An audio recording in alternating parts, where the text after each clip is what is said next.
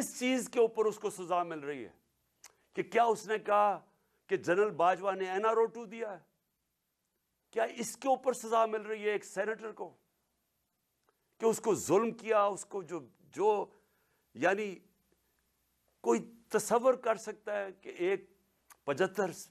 سالہ آدمی، ایک معتبر، ایک شہری جس نے باہر پیسے بنا کے پاکستان آیا ہے، اپنی انویسٹمنٹ کی ہے، اس سے جس طرح انہوں نے مارا بچوں کے پوتوں کے سامنے، اور پھر اس کو جو ننگا کیا، پھر اس کی بیوی کے سامنے گندی ویڈیو ڈالی. ہمیں یعنی میں سوچتا ہوں کہ اللہ ہم کتنا اور گریں گے. یہ جس ایک آدمی نے فیصلہ کیا